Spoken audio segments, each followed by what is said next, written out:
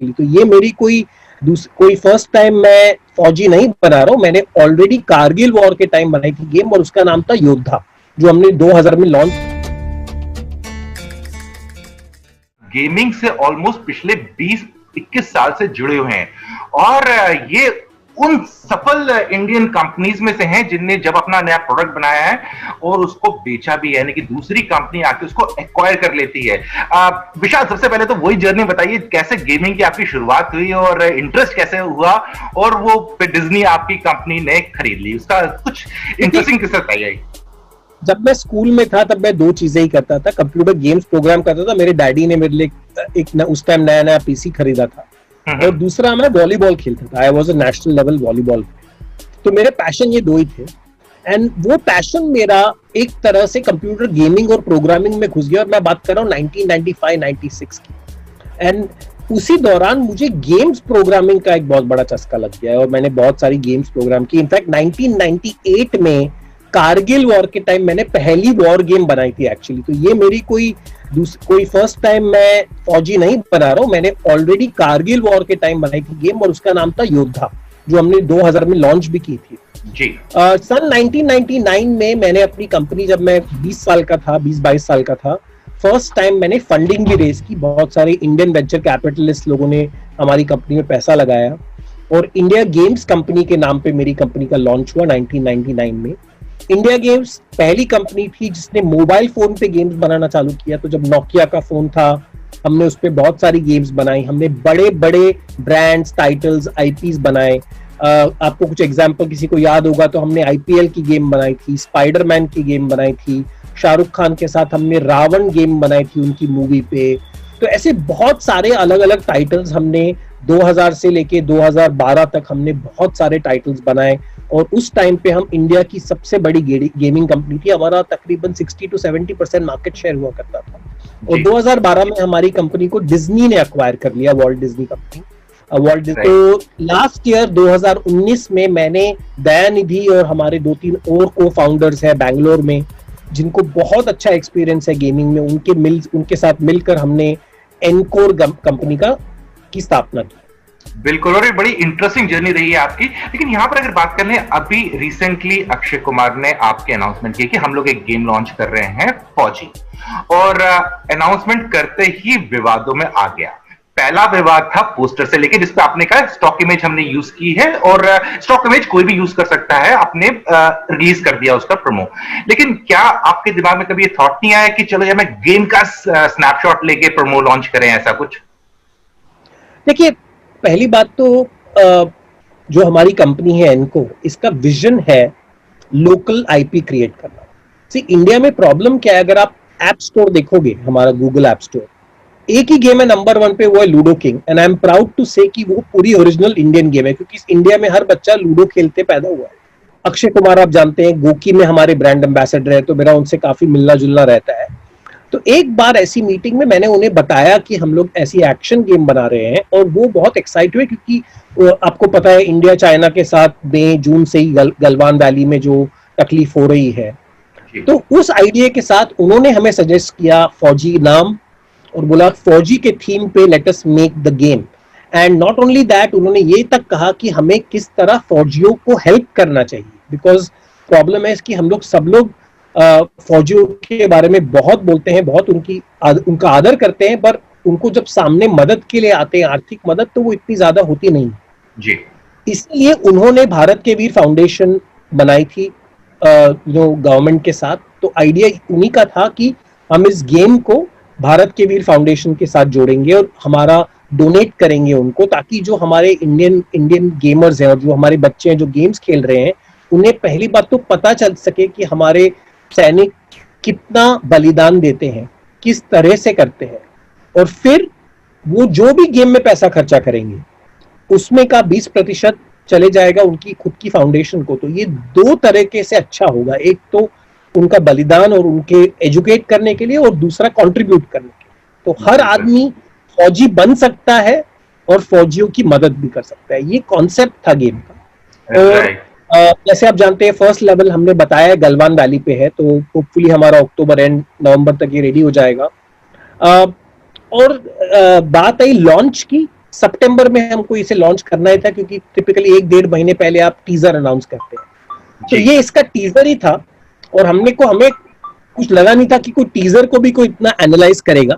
I think on the hindsight we could have very easily used another image, but I think it's a lesson learn that अभी हम लोग का जो भी होगा, we will try and only have our original IP को हम लोग जैसे रिलीज करने वाले हैं आगे।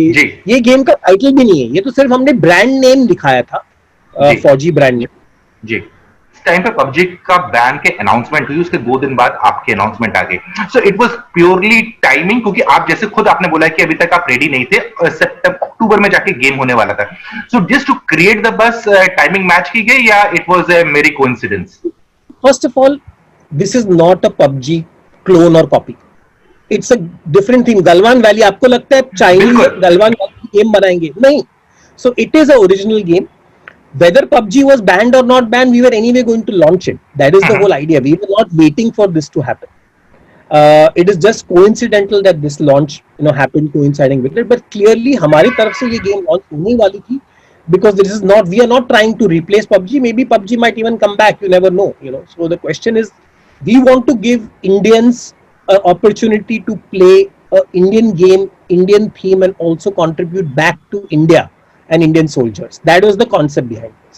Right. तो जैसे आप बता चुके हैं कि ये गेम पबजी से टोटली डिफरेंट है, लेकिन अगर पबजी की बात की जाए तो लोगों को 2-3 चीज उसमें काफी अच्छी लगती थी। एक तो खास ग्राफिक्स काफी अच्छे लगते थे, और गेम प्ले काफी अच्छा लगता है, और जो फंक्शनैलिटी दी थी multiplayer gaming and all those thing, तो उसके कंपैरिजन में आपको क्या लगता है जब फौजी लॉन्च होगा मार्केट में, कंज्यूमर्स को निराशा होगी या काफी सरप्राइज हो जाएंगे? नहीं, ये मजाक हो रहा है। एक सेकंड यार, मजाक हो रहा है। आपने बताया कि स्टार्ट में जो होगा आप स्टैंड अलोन गेम लाएंगे, जैसे मल्टीप्लेयर फंक्शनैलिटी धीरे धीरे करके ऐड होगी। कोई टीजर आपका जो आप इस टाइम पे शेयर कर सकते हैं गेम से रिलेटेड, जो अनोखा होगा, लोगों को देखने में काफी मजा आएगा, खेलने में काफी मजा आएगा? अनाउंस किया है, we will be releasing screenshots and over a period of time अभी हम लोग धीरे धीरे और चीजें रिलीज करेंगे फॉर श्योर। गेमिंग के संदर्भ में अगर बात करें भारतीय मार्केट की, यहाँ पर अभी भी गेमिंग इतनी ज्यादा लोगों ने एक्सेप्ट नहीं की है। पहले तो ये लिमिटेशन थी कि हार्डवेयर के इश्यूज थे, फोन इतने अच्छे नहीं थे, अब फोन आ गए हैं। अब लोगों को लगता है कि नेटवर्क के भी काफी इश्यूज आ रहे हैं। आपको क्या लगता है आने वाले वक्त में गेमिंग इंडिया में अपने पैर पसार पाएगा कि नहीं? नहीं, एब्सोल्युटली। ऑलरेडी अगर आप देखा जाए तो इंडियन गेमिंग मार्केट को 4000 करोड़ का रेवेन्यू ऑलरेडी कर रही है। पबजी खुद ही जो भी रिपोर्ट्स हमने पढ़ी थी, पबजी का ही 750-800 करोड़ तो वही सालाना रेवेन्यू कर रहे थे। तो क्लियरली मार्केट है, लोग गेमिंग एक तरीके का एंटरटेनमेंट है। तो जिस तरह लोग ओटीटी प्लेटफॉर्म्स देख रहे हैं या मूवीज देखते हैं या म्यूजिक करते हैं, gaming, in fact gaming is the world's biggest form of entertainment. नहीं है कि gaming can be a career. आप इस बारे में क्या कहना चाहेंगे? देखिए, ये मैं बात सुन रहा हूँ जब 2001 से या 2000 से जब मैंने खुद रिक्रूटमेंट चालू किया था। अभी गेमिंग, एनिमेशन, ये बहुत अच्छे करियर अपॉर्चुनिटीज हैं, और बहुत सारे यूनिवर्सिटीज, कॉलेजेस भी गेमिंग कर रहे हैं। तो I think acceptance of gaming and animation, if you look at and this whole industry of special effects is really high now, because especially with the OTT platforms, a lot of people want to do visual effects. So overall I would say the acceptance is really high. और आपने ये भी कहा है कि फौजी game से जितना भी रेवेन्यू होगा उसका 20% भारत की भी फाउंडेशन में जाएगा, जो इंडियन आर्मी को जाएगा। लेकिन अगर मार्केट देखें, बहुत कम ऐसे गेम्स हैं जो एक्चुअली रेवेन्यू कमाते हैं। तो आपको क्या लगता है कि फौजी सच में अच्छे से रेवेन्यू कमा पाएगा? क्योंकि वरना बाकी सब तो फ्रिंज प्लेयर्स ही बन के रह गए हैं। देखिए, that's the whole idea. Gaming is entertainment, right? तो अगर हम लोग अच्छा लेवल का गेम बना पाएंगे तो क्लियरली रेवेन्यू होगा। So that is a challenge to us and our team to make sure कि हम लोग ऐसा प्रोडक्ट बनाए। और मैंने आपको बताया, ये कभी भी गेम फर्स्ट लेवल या फर्स्ट लॉन्च में कभी भी you never get it right. You have to keep iterating, you have to keep launching versions and updates. तो मेरे हिसाब से गेम को स्टेबलाइज होने में 3 से 6 महीने लगते हैं लॉन्च के बाद, क्योंकि ये गेम्स क्रैश होंगे, ट्रैफिक ज्यादा होगा, तो बहुत सारी चीजें होती है। Like I said, game is like live ops. तो गेम लॉन्च होगा, हम सीखेंगे, हम डेटा लेंगे, इसको फिक्स करेंगे। तो ये ऐसा नहीं है कि एक ही दिन गेम लॉन्च होती है। It's a process and we will go through this process with the players. Right, आपने इस चीज के बारे में तो बता ही चुका है कि पहले गेम में आपको गलवान वैली में जो झड़प हुई थी उसके दृश्य दिखेंगे, पर आने वाले वक्त में क्या आप बाकी वार जो भी थी उनके बारे में लिखेंगे, जैसे करगिल हो गया या बांग्लादेश वार हो गया, इनके ऊपर भी कुछ चल रहा है? Absolutely right. The idea is that, right? We want to give people, even the surgical strike. Up dekh lo, right? There are a lot of themes which we can take. There are so many battles and wars. So we will see how we can adopt them into the game and then introduce different modes. So, like I said, it's a completely creative process, and that's where somebody like Akshay sir can really help us, right? He's the one of the finest creative brains in the country. He came up with the name, like I said, 4G was the name itself was suggested by him, and only a creative person like him could have thought about it. Right. फौजी वीर हिंदुस्तान का ये अंत है शैतान का, इसे कोई ना कभी रोक सके, ये करता जो है ठान। फौजी वीर हिंदुस्तान का ये